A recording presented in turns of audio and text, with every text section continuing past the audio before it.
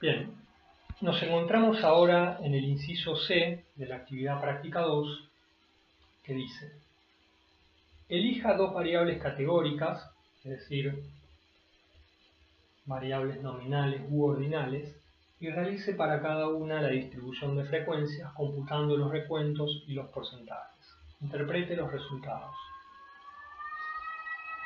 Cabe decir que la tabla de distribución de frecuencias da información que en cierta forma se superpone a la información que dan los gráficos de barras o de sectores.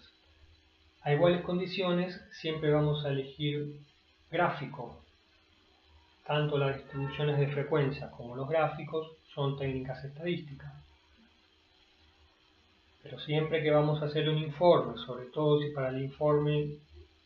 todo si el informe va destinado a personas que no son expertas en estadística, va a ser siempre conveniente utilizar gráficos porque son más fácilmente interpretables.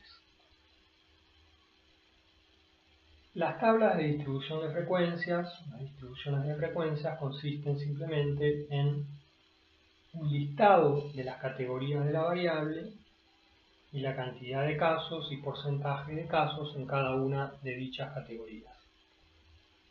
Vamos a ver cómo llevar a cabo una tabla de distribución de frecuencias con RCommander. Para ello abrimos R en primer lugar y activamos luego el paquete RCommander. Una vez que escribimos Library RCommander, clicamos Enter.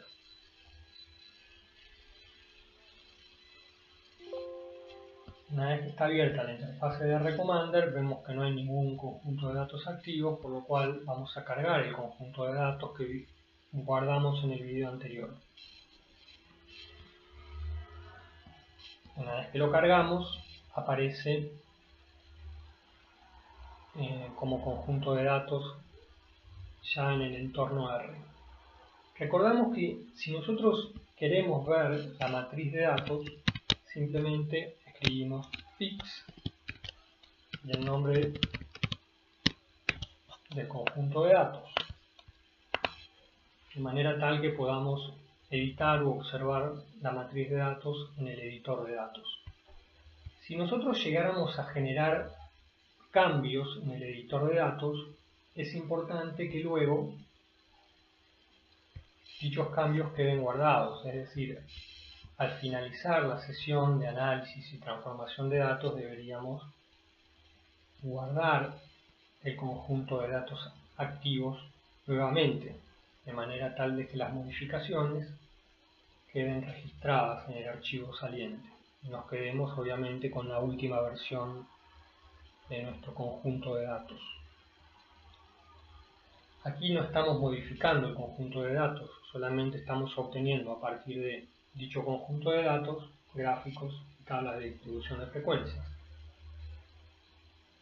Por lo tanto, no es necesario al final de la sesión guardar el conjunto de datos activos nuevamente.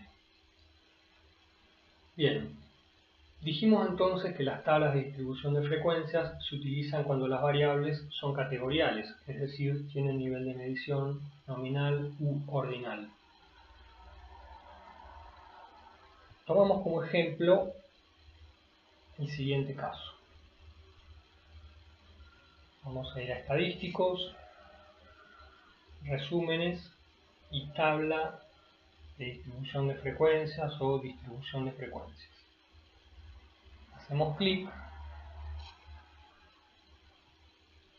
y aparecen listadas todas las variables que son categoriales, es decir, de nivel de medición nominal u ordinal. Vamos a elegir, por ejemplo, la variable disciplina del proyecto. La seleccionamos, luego clicamos en aceptar. Y vamos a ver en la ventana de salida los resultados. Entonces tenemos en la parte superior el conteo, disciplina de proyecto, y tenemos para cada disciplina la cantidad de proyectos, la cantidad de casos en cada categoría. Recordamos, una distribución de frecuencias simplemente lista las categorías de la variable y calcula la cantidad de casos y el porcentaje de casos dentro de cada categoría. Entonces tenemos en primer lugar el conteo y en segundo lugar los porcentajes. Sencillamente observamos que la disciplina con mayor cantidad de proyectos es Ciencias Sociales, que tiene poco más del 35% de los proyectos registrados. Son exactamente 84 proyectos. Esta información, obviamente, podríamos haberla deducido del gráfico que hicimos en el video anterior. El gráfico de barras nos daba la misma información. La ventaja del gráfico era que visualmente y a golpe de vista uno obtiene las conclusiones en cuanto a la caracterización de la variable. Bien vale el refrán que dice: una imagen vale más que 1000 palabras.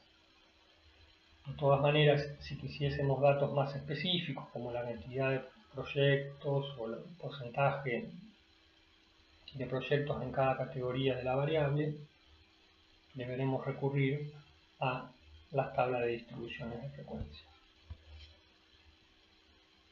Bien, eso es todo.